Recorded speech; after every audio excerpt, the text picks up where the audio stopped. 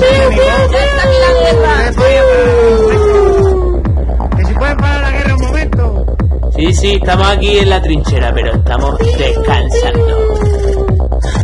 En tiempos de guerra, trinchera.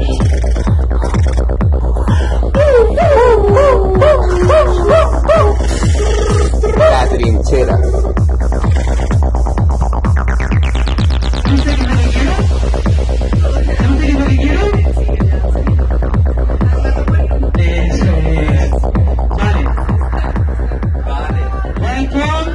Welcome to the podcast with público. Estamos aquí en la casa clandestina del podcast de gente muy bella. Con todos ustedes presento a la persona que causó la erupción del volcán de las Canarias porque es puro fuego. Que entre con un aplauso, Julián, el canario. Vamos ahí, ese canario ahí. Vale. Persona, le voy a decir por qué, que tuvo algo que ver con todo aquello que hay por ahí de Wall Street. Viene de Málaga, en un pueblo que se llama Coín, ¿vale? Coín. Con todos ustedes, Juan. Vamos a ver la bolsa de Coín. Bueno,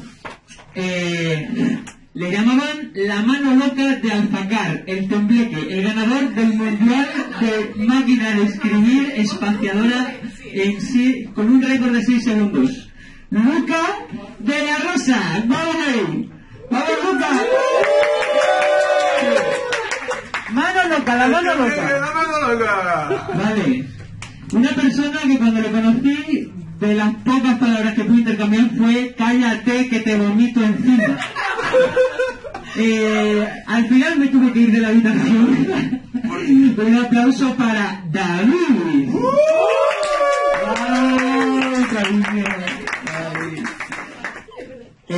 Bueno, improvisador natural. Tenemos un escritor, improvisador natural.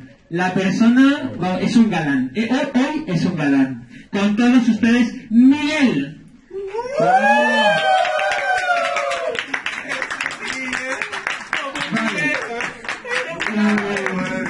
Si no me equivoco, la persona que nos pone los pies en la tierra, ¿vale? Todos ustedes, la grande y la única, Ivana.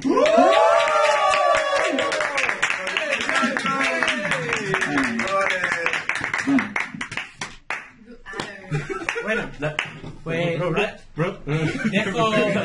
dejo el micro ahí. Una pena presentar porque me toca sentarme en el peor sitio, pero bueno. Bueno, tampoco te creas, ¿no? También es verdad.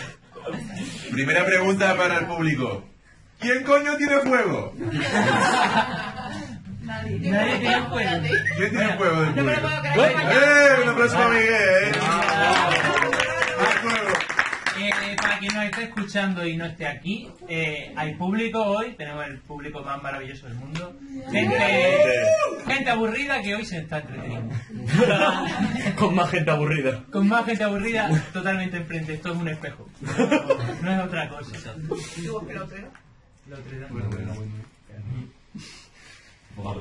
Vale. ¿Alguien Muy sabe? bien. ¿Y de qué vamos a hablar hoy? Porque parece un tema interesante, del que pocos sabemos. Un momentito. Vale, ahí Luca va a coger algo, un libro, un cartel. Esto de lo que vamos a hablar hoy, ¿vale? ¿Qué pone gente? Lo poético y lo simbólico. Por esa peñita que sabe leer. Vamos a hablar de eso. Primaria. Se note. Cuidado con eso. No sabemos muy bien lo que es, pero bueno. Vale, lo poético y lo primario. Lo simbólico. A ver, sería muy fácil al tener gente enfrente. O sea, ahora estoy notando que eso que hacen los profesores de preguntar cuando van a dar algo es algo muy fácil, porque a mí me entran ganas de decir, no, venga, vosotros, ¿qué es eso de lo poético y lo simbólico? Pero no caeremos en esa, ¿no? A ver, yo... Vamos a jugar a eso, pero más tarde. O sea, vamos a hablar obviamente nosotros más, ¿no?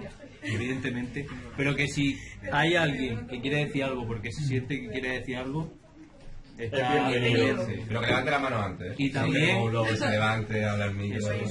Tenemos una sección de comentarios, sección de comentarios artesanal, que es una máquina de escribir Olivetti 35, si no me equivoco. muy buena. Si no me equivoco.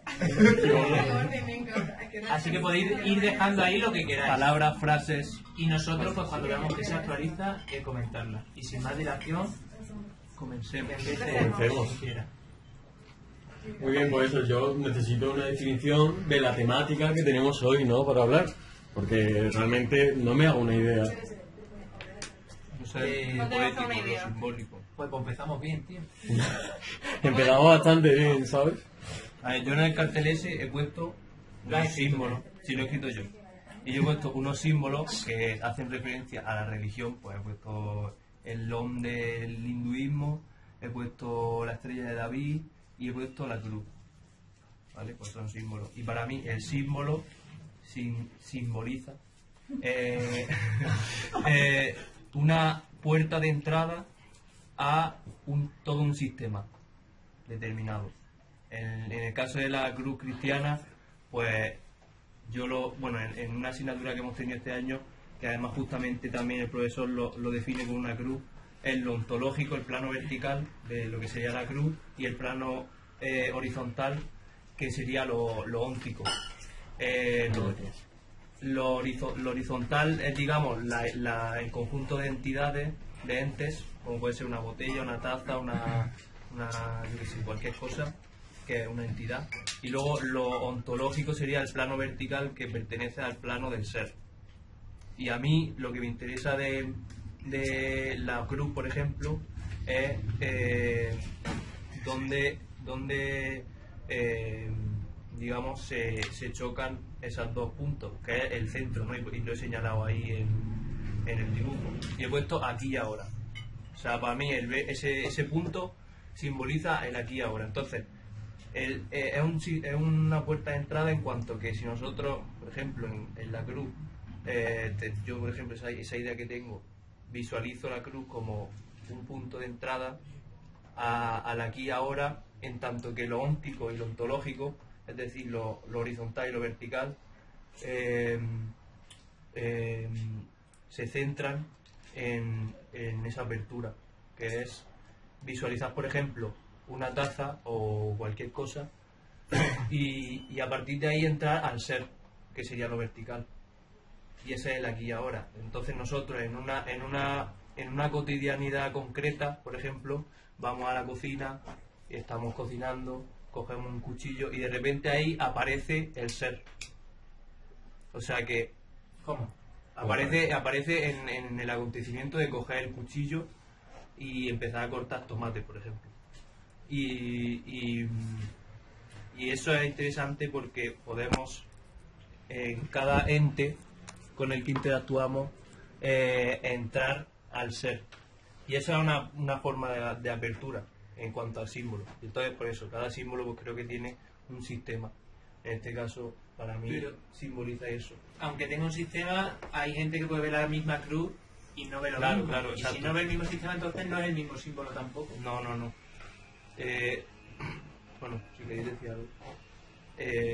Yo puedo dar unas nociones desde el campo del arte en general y en particular desde la literatura.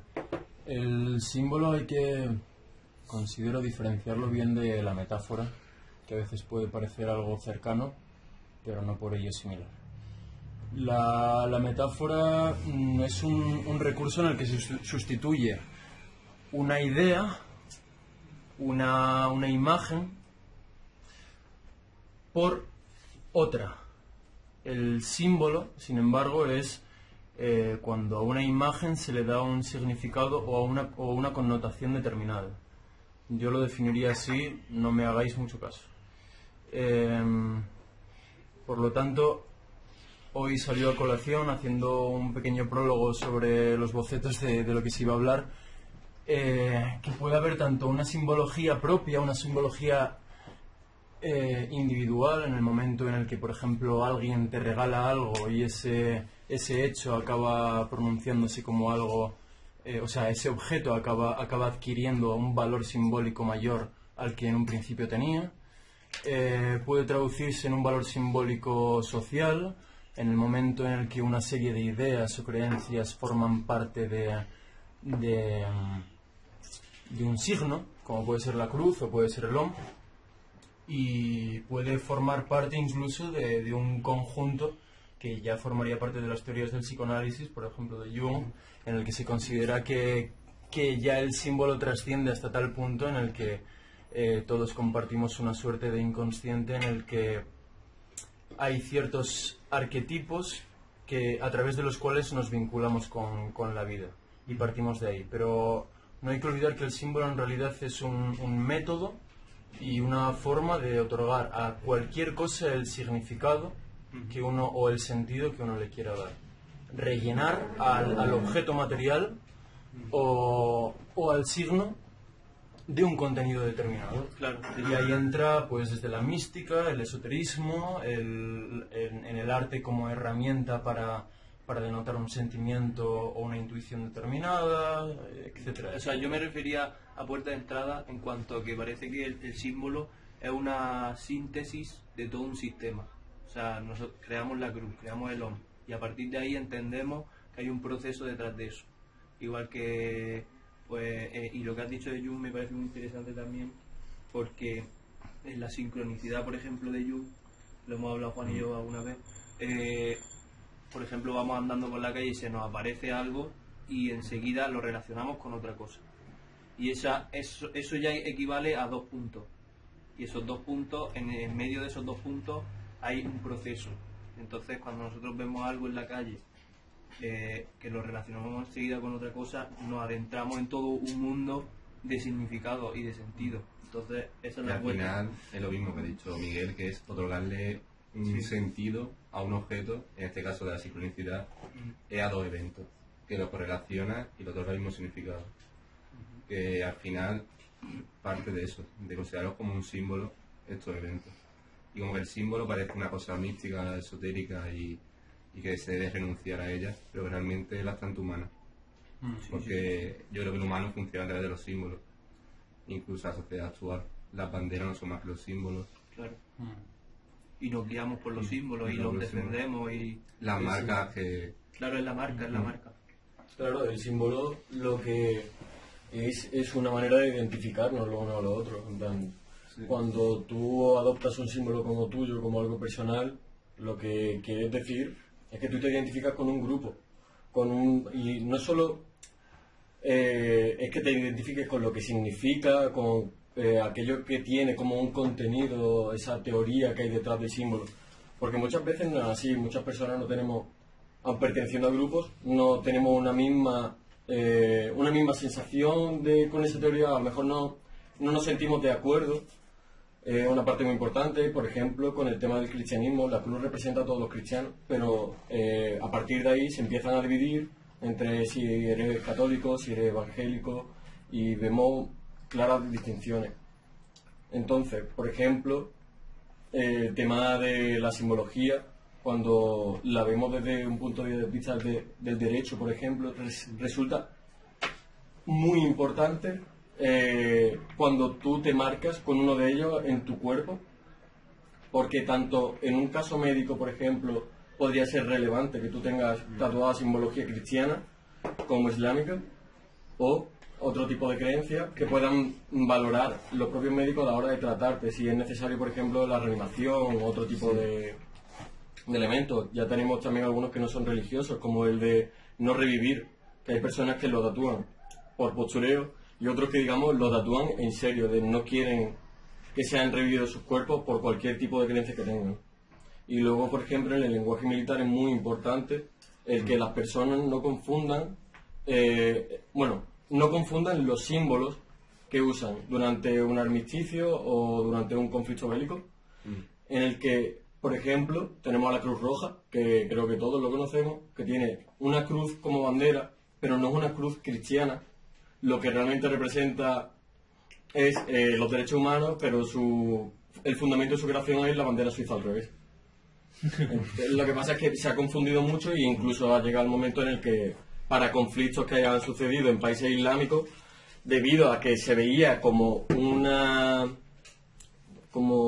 ofensa, se cambió por la luna, que también la podían encontrar, la luna roja, o el diamante rojo, porque los judíos tampoco estaban de acuerdo con ninguno de estos dos y pidieron la estrella de David y dijeron desde la Cruz Roja que no, porque un conflicto implica dos partes. Y Una luna sí, pero la estrella de David no.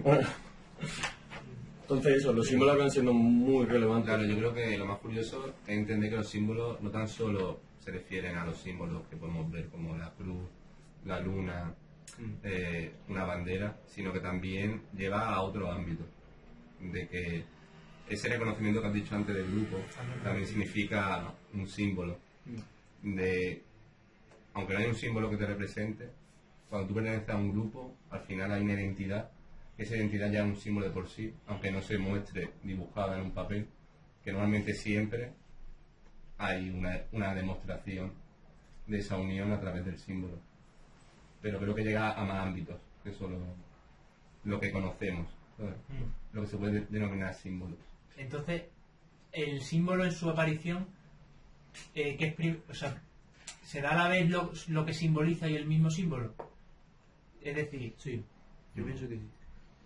O sea, por eso lo de los 2 puntos, porque algo se te aparece y enseguida se relaciona con una cosa y decimos, hostia, esto tiene sentido, y el sentido está justamente en lo que nos ha llevado a comprender esa relación que hay entre lo que estamos viendo y con lo que nos lo estamos relacionando, y ahí entra todo ese sistema de pensamiento, de etcétera, etcétera.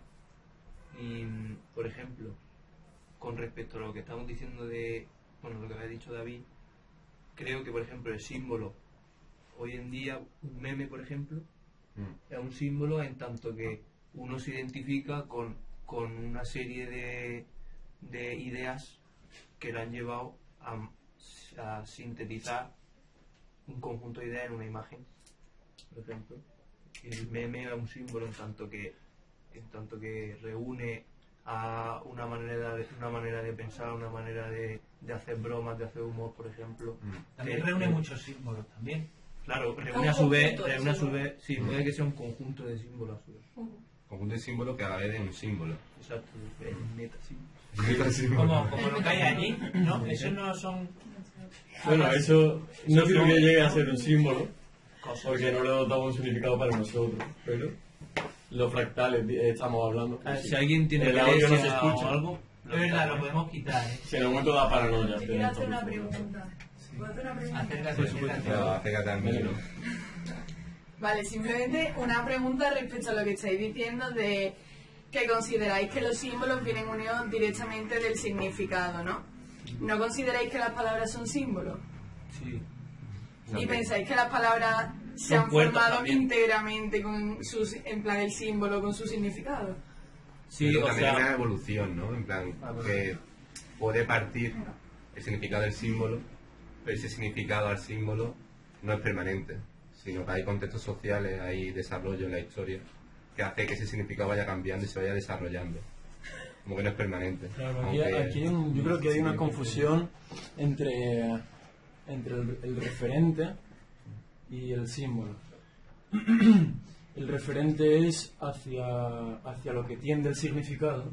Cuando tú con una palabra quieres decir árbol, el referente es el reflejo físico de la palabra que reflejas. El símbolo sería más la connotación que tú le das al árbol que señalas.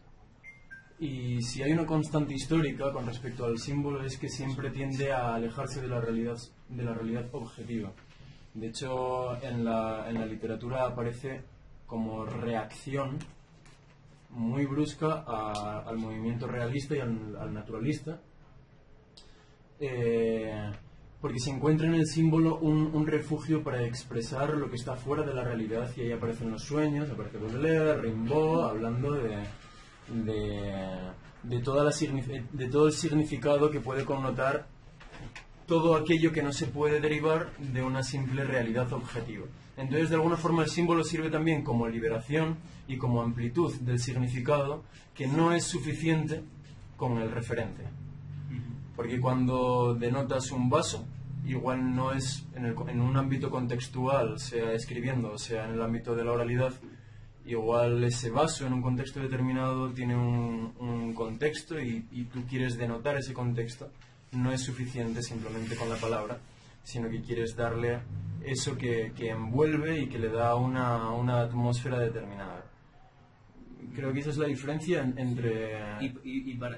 Por ejemplo, para mí, ahí entraría lo poético también, justamente. Porque ahí entra el juego de uno mismo con su propio mundo, en tanto que el símbolo aparece y se juega con traspasar el propio símbolo.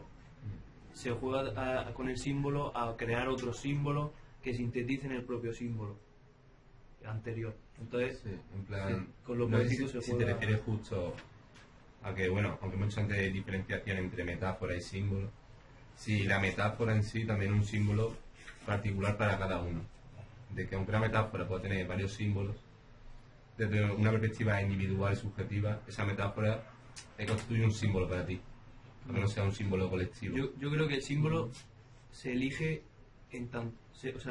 se concretiza y se elige concretizarlo en algo determinado, en algo puntual, en algo que está ahí. ¿Tú crees una elección consciente? Sí, yo creo que bueno, no siempre, pero creo que en cierta Depende forma, de si es colectiva o meramente subjetiva. es que Incluso subjetiva, yo creo que también Sí, hay yo una creo que- función inconsciente allí, donde tú ves una metáfora y a ti te da unos sentimientos que no has podido elegir Como de una los especie de sentimientos. educación, ¿no? Claro, la creación del símbolo sí puede ser consciente, o la creación de la metáfora, pero cuando tú ves un símbolo y eso te hace una experiencia y a tu subjetividad, eso no es consciente. Tú no puedes leer algo y decir, voy a decidir que esto te Se relacione conmigo Claro. con mi identidad. ¿Te llega o no te llega? ¿Lo sientes o no lo sientes? Cuando lo creas sí puedes tú decir, quiero que a través de este símbolo expresar tal sentimiento o tal cosa. Yo veo una progresión siempre desde el lenguaje hasta el acto. Veo una progresión que se traduce en la literalidad de lo dicho hacia lo simbólico, y cuando lo simbólico no es suficiente aparece el gesto. El gesto entendido como acto, como acción. De hecho, no son pocos los testimonios de escritores a lo largo de la historia que sufrieron la frustración de no poder acceder al último estadio, al estadio del gesto. Porque hay veces que el lenguaje, por mucho que quieras, no te permite llegar hasta la acción. Puedes connotar la acción, pero no el gesto. De hecho, esa fue la última frase del diario de Cesare Pavese, tras el cual se suicidó, que decía lo siguiente: basta de palabras, un gesto. Basta de palabras, un gesto. Y ahí acabó. Pero es esa tendencia a intentar darle significado, un significado que quizás trasciende la literalidad y que no solo tiene un contenido teórico o abstracto, sino que incluso puede tenerlo emotivo y puede atravesar toda una sensibilidad o una intuición. Y como tú bien decías, tanto la metáfora como el símbolo son motores de la interpretación subjetiva de cada uno. No están sujetas a una intuición objetivista, ¿sabes? Creo. Vale, yo no sé si hemos respondido a tu pregunta, espectadora, pero me ha llevado una idea y no sé si a lo mejor querías ir por ahí también, que es rollo, si las palabras son símbolos y los símbolos se crean en el momento en el que se necesitan, esto hace como también referencia a esa maravillosa historia del inicio del lenguaje articulado. Porque es como, vale, hacemos un ruido y eso quiere decir algo, pero es que a la vez ese algo quiere decir el ruido de la voz. Y no sé, simplemente me ha sorprendido pensar que podemos comunicarnos. Ya está. Y yo creo que lo que se refería a ella es que con que digamos una palabra, por ejemplo, bueno, yo que la uso mucho, disimular, ¿vale? Disimular. Pues, por ejemplo, el disimular, para mí, para otro equivaldrá a otra cosa, para mí disimular tiene que ver con una serie de otras palabras que engloban todo un sistema para yo mantenerme con sentido en el mundo. Y lo que creo que lo que tú quieres decir es que si esa misma palabra es un símbolo que te adentra, o sea, que te hace que te metas dentro de ese mundo, ¿no? Claro que al final no podemos olvidar que el símbolo existe en un contexto cultural, que si es algo compartido, quizás en cada uno tiene unos matices subjetivos, pero pertenece a un contexto. Sí, sí, pero yo creo que es cómo se usa esa palabra. Yo veo algo importante, y es que las diferentes culturas que hay en este mundo, la literatura cambia mucho gracias a lo que son esos símbolos, esas palabras que tenemos de diferencia entre nosotros. Yo siempre tengo un ejemplo que alguna vez lo habré expresado ya antes, y es el de que nosotros, nuestro lenguaje latino, tenemos el ser y el estar como bastante diferenciado, algo que ha permitido en Europa sobre todo que, por ejemplo, la filosofía existencialista haya ido mucho más allá, que ha ido, por ejemplo, en Oriente, en países como China, donde la filosofía existencial se acabó reduciendo a algo más, no sabría decirlo, como más intelectual, más espiritual.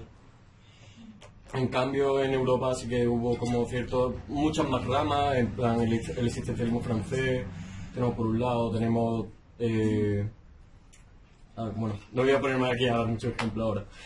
Simplemente decir eso, que creo que hay un gran cambio dentro de la literatura, por ejemplo, dentro de las acciones que realizamos en el día a día, y todo es visto por los símbolos, las circunstancias en las que nos envolvemos, y también la cultura que tenemos al nacer.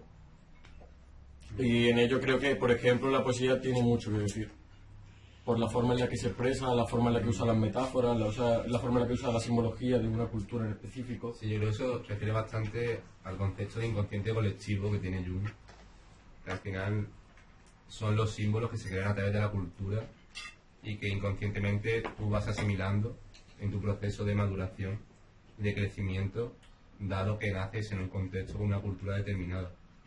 No el inconsciente colectivo que tiene un cristiano, un musulmán, o que tiene un judío, o incluso dentro de Europa, no hay un inconsciente colectivo el de que tiene un alemán a un español o a un inglés. Hay una mitología diferente, que eso al final también te va construyendo tu subjetividad, quieras tú o no. Y es bastante paradójico porque al mismo tiempo que el símbolo otorga una libertad, que es la libertad de darle tu propia connotación, y al mismo tiempo también otorga una prisión en cada cultura. Porque todos, yo creo que estamos sujetos, como bien dijimos, a veces el símbolo, al ser contextual y social, se asienta y acaba teniendo un carácter fijista. Y eso en el mismo momento en el que otorga una libertad, también otorga la imposibilidad de poder liberarte de ese inconsciente que no has elegido, y es el inconsciente de tener un registro de valores, por ejemplo, determinados según la cultura en la que has nacido, en ver la dualidad, pero ver la dualidad de modos diferentes, bajo un registro de valores diferentes, y incluso creadores de conflicto a lo largo de la historia. Entonces el símbolo no tan solo es un recurso, no tan solo es una herramienta, no tan solo es una forma de otorgar significado, sino también es una manera transversal de integrarse en el espíritu de todos los individuos de una cultura determinada. Y eso da lugar a guerras y da lugar a reconcilios y a sátiras. La comedia es una herramienta buena para coger un símbolo y darle la vuelta. Exacto. Solo que si alguien no te entiende, pues cree que estás usándolo tal y como es. Sí, muy buena esa, sí, es verdad. Y hablando de la comedia, también tiene bastante que ver, porque yo creo que hay comedia que solo se entiende a nivel de cultura. Los memes, un ejemplo de eso. Bueno, ahora con internet el meme como que se ha internacionalizado, pero tenemos personajes destacables en España que si ves un inglés No lo entiendo. no entiende ese meme, porque hay detrás de ello pues una cultura donde has nacido, en plan, y no donde has nacido, sino donde has estado, aunque haya pasado solo un año. Yo qué sé, a mí no se me ocurre ninguno, pero hay ejemplos de memes de internet que solo entiende. Bueno, el meme de Spiderman yo no lo entiendo. Aunque la gente Forma parte de una comunidad. Pero ¿qué meme de Spiderman? el de que se señalan así. Yo, porque es como, que somos el mismo, ¿sabes? Ah. En plan, hacemos la misma mierda. Ya, bueno. Yo antes me ha surgido la duda de si, porque bueno, en algún momento de mi vida alguien me dijo respecto a los símbolos religiosos y tal, como que en el símbolo estaba cierto conocimiento incluso, ¿no? Claro, eso es lo que Entonces, creo. mi pregunta es, ¿hay algún tipo de meditación en la que tú te cojas un símbolo y puedas aprender algo de él? No solo que aprendas algo, sino que sea algo que cualquier persona que meditara sobre un símbolo podría aprender. Solo se me ocurren al principio de esta intuición solo se me ocurrían ejemplos con significados relacionados con la propia nada, ¿no? Con la propia falta de significado, ¿no? Una conclusión de vale, la conclusión es que no puedo sacar ninguna conclusión, por ejemplo. Así en términos occidentales, en términos orientales podría ser o algo así. Esa sería, por ejemplo, una respuesta al maestro y el maestro lo entendería perfectamente. Pero la movida está en que, por ejemplo, Heidegger igual se preguntó esto y con bastante razón dijo: no, voy a ir a la palabra, no me voy a ir a otro sitio. Y entonces, por ejemplo, cogía y hablaba al descubrir algo. Entonces cogía, descubrir, está cubierto. Entonces ahí empieza a mirar algo que ya tenía integrado, que es su propio lenguaje, y a descubrir y aprender cosas. A aprender. Bueno, igual esto no era realmente No, pero por lo ejemplo, que la palabra quiere decir. pero por ejemplo, Tiene que ser más de en el aprender. concepto de verdad, en la aletheia, de desvelar, quitarle el velo a una cosa que ya está ahí. O sea, es básicamente... Para que la gente no entienda un poco, el concepto de verdad tiene muchos pensamientos, muchas definiciones. La más conocida pues puede ser la de correspondencia. Yo digo móvil es esto. Y hay otro tipo de verdad que es como la griega o la heideggeriana, que sería la de aletheia, que es la de aparecer, la de sacar de lo oculto. Desvelar. Sí. O sea, pero que yo creo que lo interesante es cómo cada persona le da un símbolo a una determinada terminología o manera de darle significado a algo. Yo puedo decir aletheia y la otra persona puede decir otra cosa y la otra, no sé qué, y cómo esa palabra implica, o esa explicación implica un estado de conciencia determinado.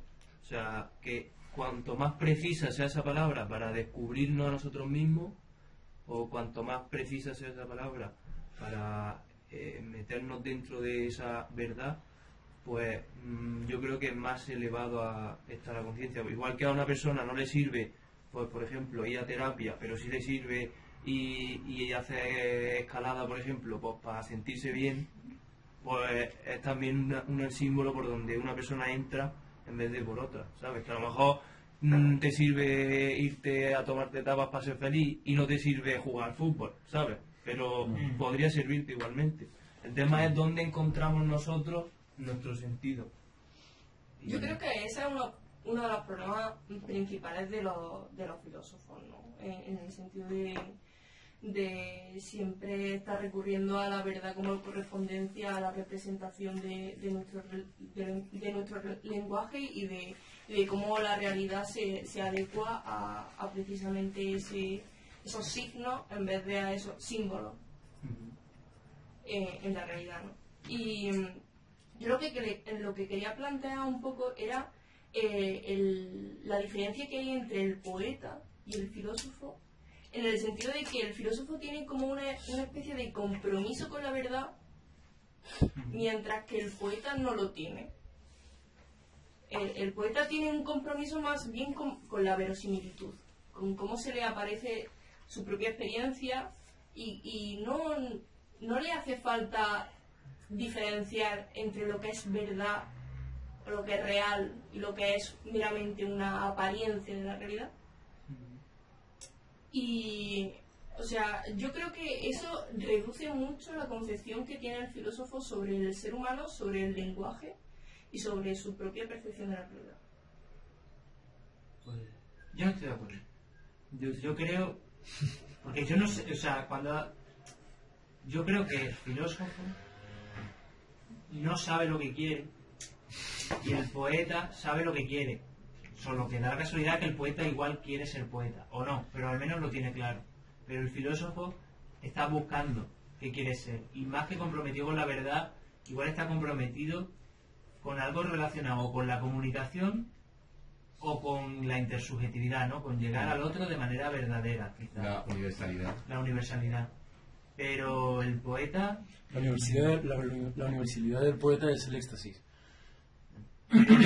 Yo sí estoy de acuerdo con Ivana, sí creo que lo he entendido.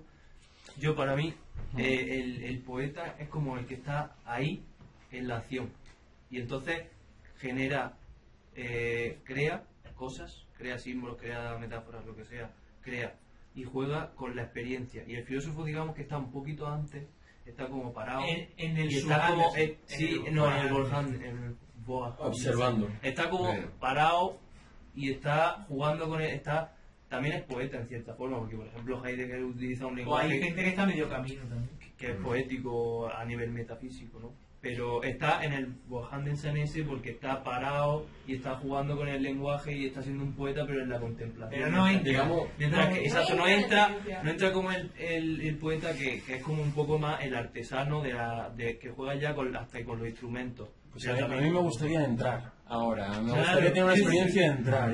Y quiero plantear un juego, a ver qué os parece, y quiero que participemos todos. Con respecto al símbolo, se me acaba de ocurrir y creo que es buena idea. Contemplemos un momento de forma simbólica la nada, transitar la nada, ser la nada, ¿vale? Ser la nada, transitar la nada. Desde el punto de vista europeo, ¿no? Existencialista. ¿Qué connotaciones os da? ¿Positivas o negativas? Quiere decir, encontraros ahora mismo con la nada absoluta, os da una sensación positiva. Por ejemplo, Philip, ahora mismo está positiva o negativa. La nada, ¿qué es para ti? ¿Qué es para ti? ¿O qué supone? Buena respuesta. Digamos que eso pero podríamos decir que hay un germen negativo, hay un germen de angustia, ¿verdad? Eso sí. De angustia, sí. O sea, vale, pues hablando de lo contextual del símbolo, nos vamos a Oriente y resulta que la nada y la vacuidad es algo completamente positivo y deseable. Algo que transitarlo es liberador. Ahí está la raíz de lo contextual y lo cultural en el símbolo. Mientras que en Europa sufrimos y nos sentimos angustiosos contemplando la nada, en Oriente es algo deseable y algo muy relacionado con la iluminación. Entonces, un mismo símbolo puede ser contrapuesto. Es importante el término de Oriente de la vacuidad, que es una nada pero contenida. Que ese símbolo o esa referencia de vacuidad no está en Occidente. Parece que la nada se extiende demasiado. Sí, en Occidente como la nada no tiene parece límite. que la puedes llenar. O sea, la vacuidad es como que parece que la tienes ahí y es potencialidad. La puedes llenar de cosas. Pero en Oriente, bueno, todo lo del horror vacuo y demás, parece que tenemos miedo a que no haya nada porque con qué le llenamos. Y lo que nosotros entendemos con nada parece que no tiene un final, que estás ahí. Que de hecho los occidentales lo llenamos. Sí, pero... Y en Pero como no tiene límite... Yo creo que no lo llenamos, yo creo que lo tapamos directamente. O sea, yo creo que hay un intento, pero no sería... No, sí que aunque lo llenes, el vacío está en lo lleno también. Porque claro, si no habría nada. Pero yo creo que vas a llenar algo que no tiene límite. Bueno, es que ¿sabes? yo creo que el oriental oriental ya llega, o sea, ha llegado a... Cuando llega al vacío, ya ha llegado a lo que tenía que llegar. Pero o sea, se sale, no, está en el vacío. Y es su residuo es la luz. O sea, él está en el vacío, está en la oscuridad, no hay nada, está en la vacuidad. y él lo que proporciona es luz, o sea, es justamente lo que proporcionaría Claro, el occidental, cosas como... La diferencia del vacío a la nada, porque el vacío refiere a la vacuidad, la nada no refiere al vacío, porque la nada no está contenida. Sí. Entonces, si en Occidente queramos rellenar la nada no se puede rellenar, porque no hay límites que rellenar. ¿Qué sentido tiene rellenar algo que no hay límites? En la vacuidad sí se puede rellenar por el propio término de vacuidad y de vacío, que supone los límites que puede contener. Por eso yo creo que en Occidente es insaciable el hecho de quedarse quieto. O sea, no podemos mantenernos en la vacuidad o en la nada, porque necesitamos completarla continuamente. Yo mira, sospecho, yo tenía un profesor de estética cuando estudiaba filosofía que decía, ya lo sabes, decía que nadie debería leer a Nietzsche antes de los 21 años. De acuerdo. Creo que viene un poco relacionado por esto. No debemos olvidar, yo creo, al margen de duda de que todas estas tendencias existencialistas que empiezan a contemplar la nada y la propia existencia de una forma diferente se empiezan a nutrir de la cultura que viene de Oriente. Tienen la primera oportunidad de acercarse a esa cultura. Y quizás es un poco desesperanzador ver que la interpretación, el ejercicio de hermenéutica desde Occidente quizás ha sido equivocado. Quizás ellos, nutriéndose de ciertos conocimientos por primera vez que han aparecido de otra cultura y que intentan transmitirlos, quizás viviéndolos en un contexto determinado, después nosotros hacemos un ejercicio hermenéutico pensando que eso tiene unas connotaciones negativas, cuando en realidad quizás ellos simplemente lo veían, al igual que contemplar el absurdo, la falta de sentido, como algo a lo que le otorgas el sentido, precisamente porque se ha vaciado de él. Todo eso, no puedo parar de pensar que cada vez que transito esas teorías tienen un componente orientalista que antes el europeo no había tenido la oportunidad de transitar. Es que precisamente ese reconcilio entre Occidente y Oriente el que hace que pensemos sobre la vacuidad. O sea, Heidegger lo que quiere hacer es extrapolar esa filosofía de Oriente a Occidente. Y es un ejercicio frustrado, porque como bien tú y yo conocemos, Lucas, al señor Gurdjieff, el que decía, mi gran meta es aunar la sabiduría de Oriente con la energía de Occidente. Ahí está un poco el frenesí y la velocidad, el tiempo de Occidente limita el ejercicio de ciertas teorías de Oriente. Pero si se tiene la sabiduría de un lado y la energía del otro, entonces quizás no tenemos que pararnos a meditar, sino que podemos meditar en el camino. Esa es toda la corriente sufí. Oye, no hace falta que nos pongamos sentaditos a meditar, sino que en medio del camino se puede establecer una vinculación. Ahí está Osho, que consiguió pues poder meditar teniendo 70 Rolls Royce y varios aviones. Bueno, sí, eso tú te respecto a cómo Occidente entiende se saca los gurús también, Es que pero a lo mejor necesitan un repaso. Necesitan una horita, creo yo, un podcast aparte para uno. Que siempre, cuando desde Occidente entendemos o creemos entender algo de Oriente, que quede claro, igual me equivoco, pero muchas veces es como, los orientales, la reencarnación, qué guay, la reencarnación, que no se muere nunca, tal, cuando realmente cuando alguien de Oriente dice, hostia, he vuelto a nacer, ojalá salir ya de la rueda del karma y no transmutarme a otro ser para que desaparezca esta existencia y poder tener la nada realmente. O sea que al final hacemos lo que nos da la gana con Oriente. Que de hecho, ¿sabes cuál es el significado de gurú en la lengua nativa? No. Desvelador.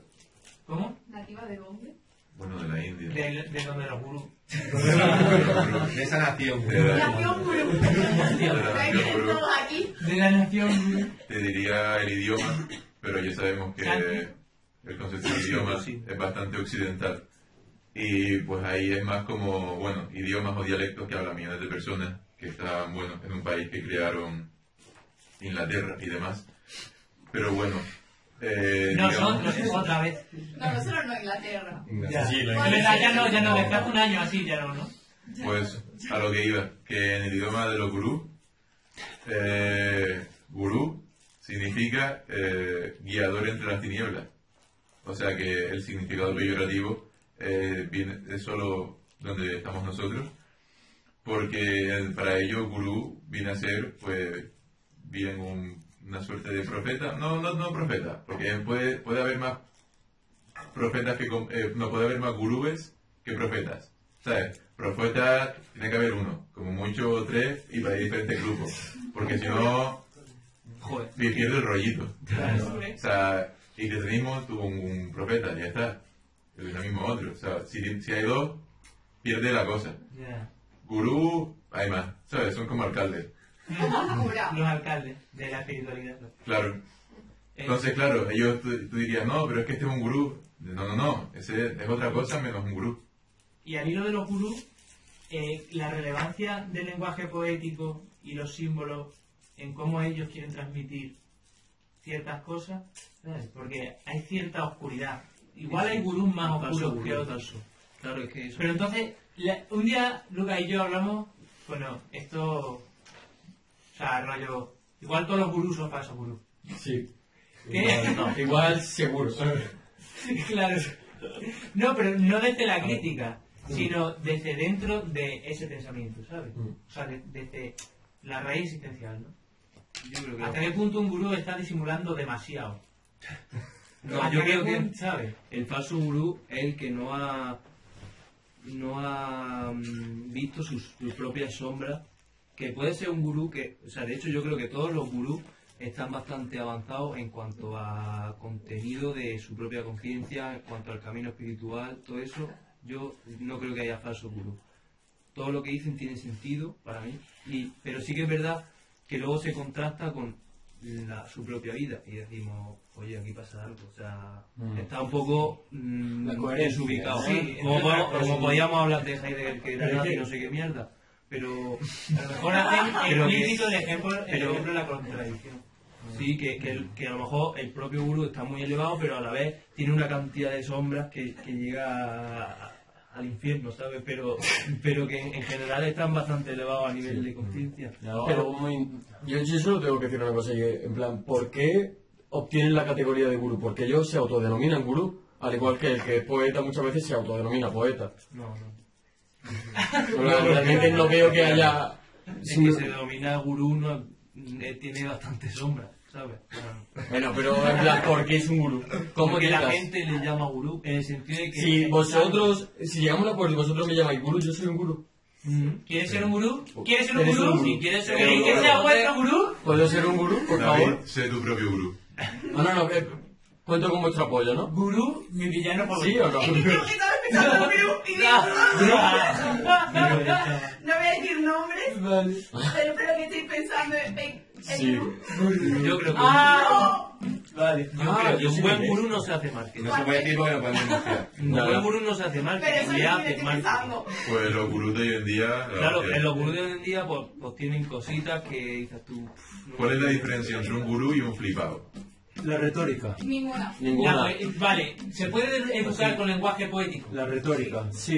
Hay una disciplina lingüística que se llama la retórica, que es la capacidad para, más que nada es la capacidad para convencer. A través del lenguaje, la retórica la estudian los políticos, la estudian los gurús, la Es decir, estudian... acabas de decir que todos los gurús Y la son re- sofistas. Y la retórica, Lo han y la retórica, políticos también. sí, la retórica es algo muy utilizado dentro de la literatura porque, bueno, las figuras retóricas, bueno, pues desde la metáfora, todo eso son figuras retóricas.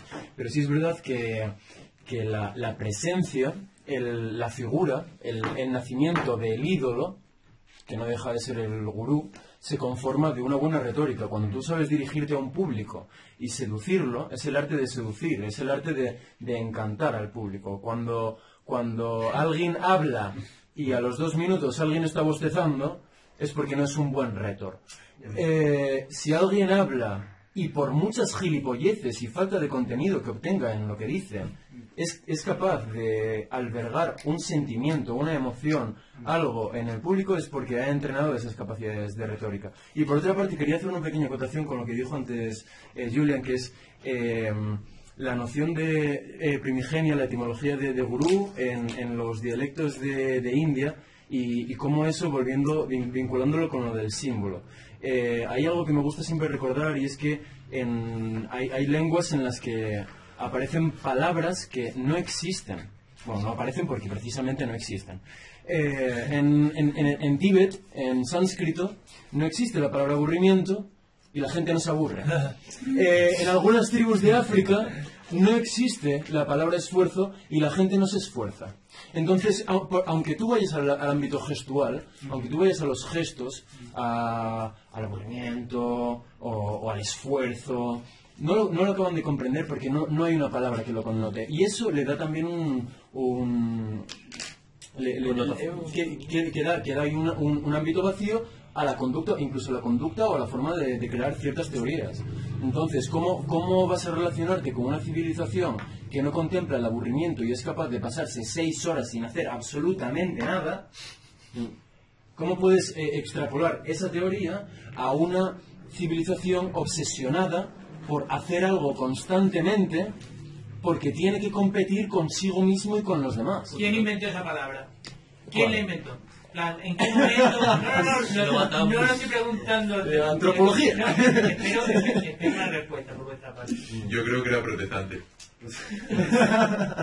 Vale. ¿Qué protestante? De la época. Sí. ¿Qué época? Esa gente. ¿Pero a qué palabra te refieres? Pues a improductividad, aburrimiento o productividad. O hacer cosas. ¿Quién dijo eso de que...? Seguramente algún psicólogo. Algún gurú. La psicóloga. Por suerte se han retirado de la sala los psicólogos. Sí, pero realmente sí, la psicología... bueno, no sé si... No voy a decir qué orientación de la psicología, pero la psicología da muchos términos a nuestra sociedad que empezamos a usar a diario y que le estamos dando una connotación cada vez más negativa o más banal. Como con mucha facilidad podemos decir estoy siendo improductivo cuando a lo mejor estoy desarrollando mis capacidades en cierto ámbito, como que es el arte, estoy dibujando, estoy escribiendo, cosas que quiero expresar a mis amigos. Es que estoy siendo improductivo, pues ya, aunque es algo que nos hace sentir bien, pasa a ser algo malo. Ya. Y hemos banalizado el término muchísimo. Cuando improductividad es que tú estás haciendo una cosa y no la estás haciendo. Estás distraído o no estás ni siquiera atento a lo que haces. Estás como desinteresado y vago, ocioso. Yo creo que en el Tíbet no se aburren no porque no exista la palabra aburrimiento, sino que no existe la palabra aburrimiento porque no se aburren. Porque ahí estaríamos volviendo al inicio en el que decíamos el símbolo aparece con aquello que simboliza. Por lo que igual, aquellos lugares donde sí nos aburrimos es porque no porque exista la palabra, sino que existe la palabra porque nos aburrimos. Sería interesante ir al Tíbet y explicarle qué significa aburrimiento. No. Ya lo han intentado. Ya lo han intentado. Lógicamente lo comprenden porque ahora conocen otras lenguas. Pero en su momento, al parecer, había dificultades. Eso es porque no se han venido aquí. Pero algo muy curioso... a Granada... Algo muy curioso y que quizás es un poco divergente o tangencial es aquí en Occidente, en el paradigma del siglo XXI, el progreso del aburrimiento. Creo que el aburrimiento es lo más indeseable y para las grandes multinacionales, en el sentido de empezamos con blogs, empezamos con chats, empezamos con un lenguaje, ¿no? Empezamos con leer a través de la plataforma internet. Después no nos sirvió eso y pasamos a un ámbito de imágenes. Las imágenes tampoco fueron suficientes para provocar esa cantidad de dopamina necesaria. Después pasamos al vídeo y como el vídeo no era lo suficientemente intenso, después pasamos al TikTok, y que son vídeos de 15 segundos en los que puedes pasar y te dan un chute de dopamina. Sí, no, ensayo, error, como putos hamsters. Entonces, ¿cuál va a ser el próximo paso? El podcast. El podcast, ¿no? Bueno, a medio.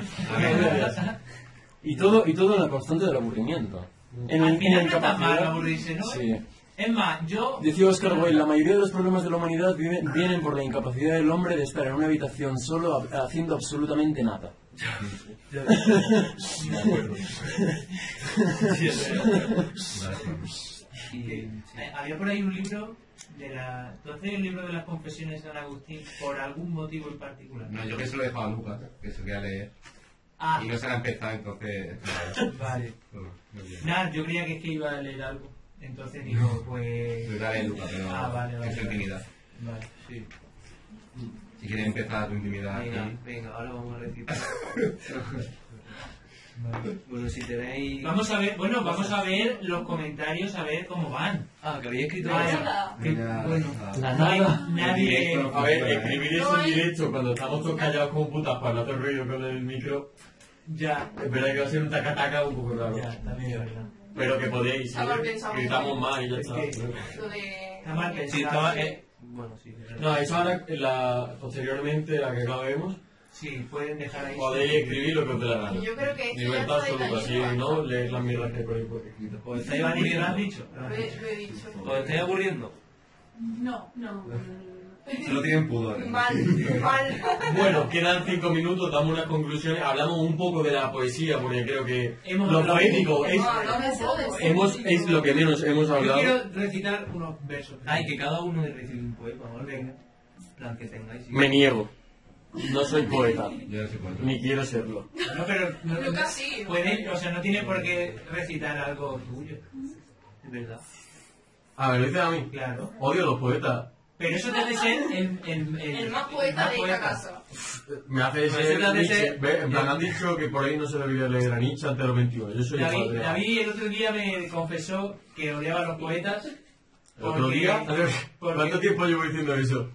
No, pero me dijiste por qué. Ah, vale. Porque aquel poeta que escribe algo y cree que le pertenece, o cree que ha sido creación suya, o que no solo eso, sino que es su poema, o realmente no es un poeta. El poeta es aquel que se desentiende de su obra. Algo así me dijiste. Entonces, en ese sentido, bueno, tú sigue intentándolo. Sigue intentándolo. Pero Yo ahí me está- desentiendo yo en mi creo- obra de odiar a los Yo poetas. creo que ahí está tu virtud. No quiero comprometer a una persona que hay en el público, Pero la vamos a si comprometer. quieres, pues hacer una poesía o lo que tú quieras. Lo que La quieras. marco. Si quieres, ¿eh? Es que tenemos Y si quieres me callan la boca, ya. artistas en el público. Exacto. Bueno, yo voy a decir unos versos que creo que resumen bastante bien el símbolo y la poesía en general. Son los últimos versos de Jaime Gil de Viedma, de su obra, que son muy breves, pero creo que aglutinan mucho. Sobre todo en una persona como él que dedicó su vida a reflexionar sobre la propia poesía, ¿no? Dice así: las flores de papel no son verdad y queman lo mismo que una mente pensativa o el tacto de una lámina de hielo. Las flores de papel son en verdad demasiado encendidas para el pecho. Uy, pues te Julia, vale, chaval.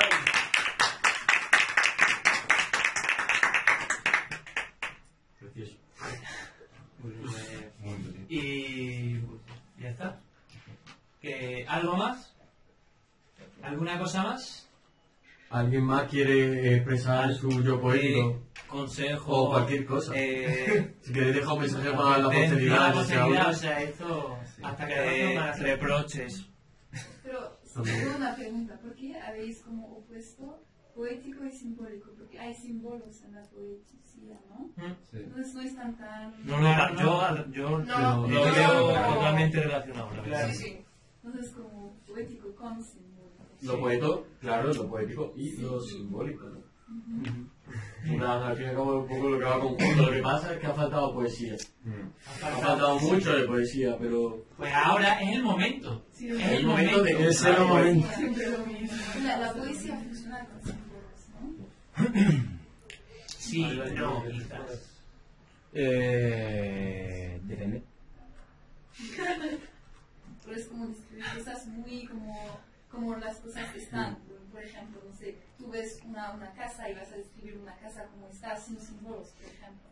Por ejemplo, yo puedo describir tu indumentaria, puedo describir tu forma de hablar, puedo describir tu rostro de forma exacta, más o menos, ¿no? Imagínate que yo tuviese esa capacidad, la capacidad de describirte tal y como estás ahora mismo, en la postura en la que estás, sin la necesidad de un símbolo.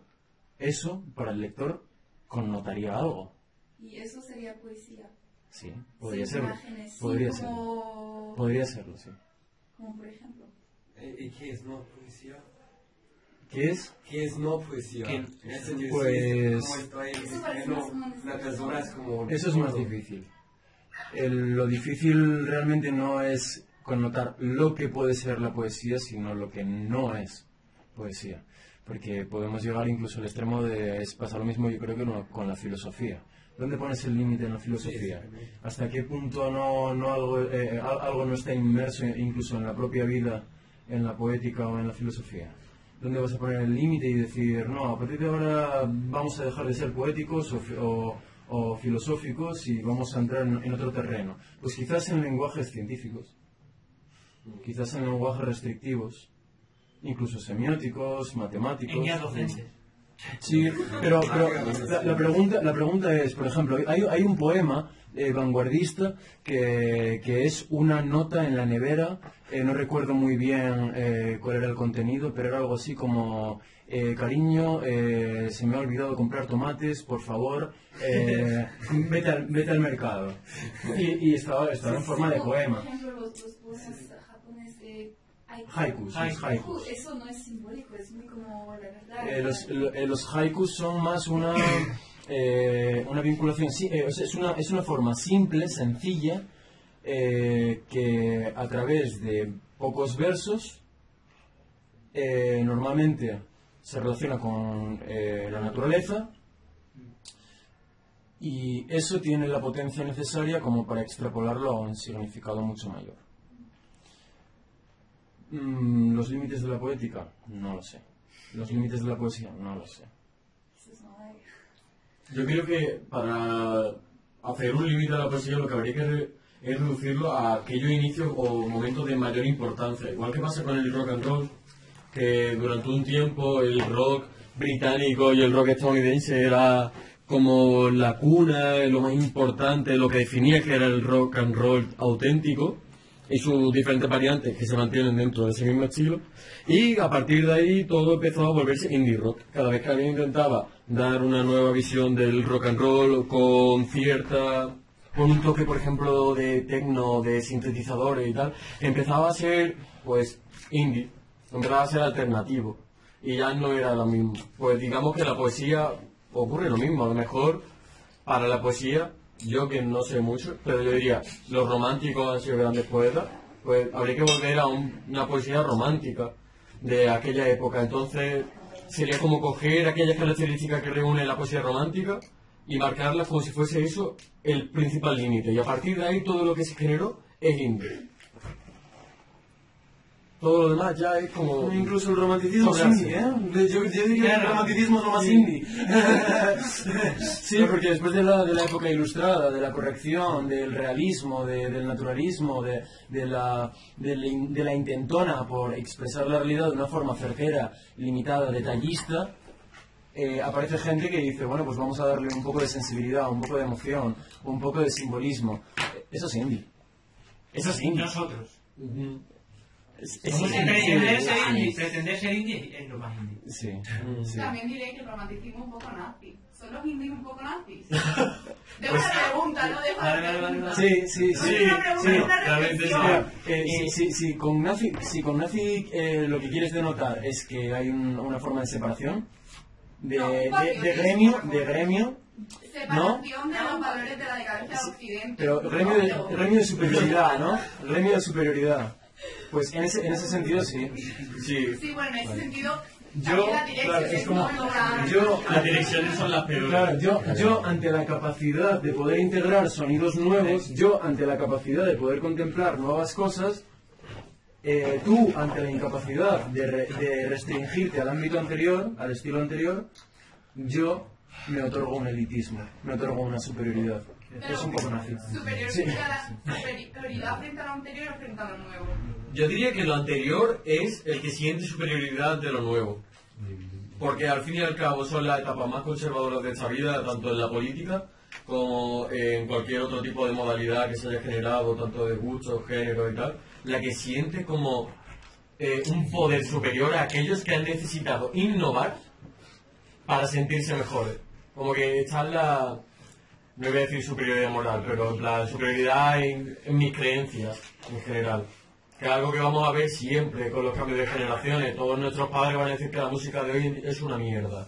La ropa que llevamos hoy es una mierda. Que si nos maquillamos como una mierda, que si hacemos todo como una mierda, ¿vale? Es algo muy natural que nosotros restringamos nuestra época.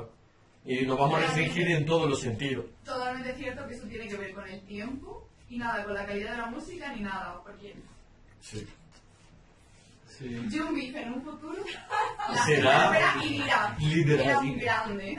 Una joya. Hacía trap y el trap de ahora es una mierda y lo que hacía Young Beef antes era lo de verdad. La misma gente va a decir, Young Beef no sé qué. Los mismos jovenzuelos.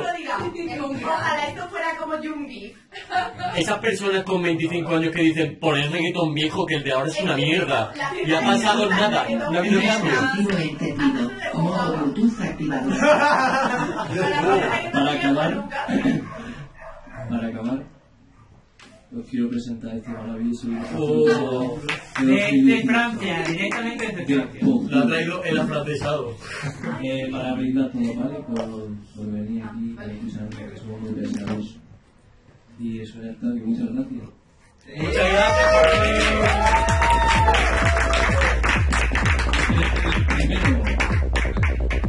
Brindemos todos. Invitades. Venga, como digo. ¿Cuánto sirvo cada uno? Hablando de Yo no tengo vaso. La sangre del Señor, ¿no? Todo el mundo tiene vaso menos yo.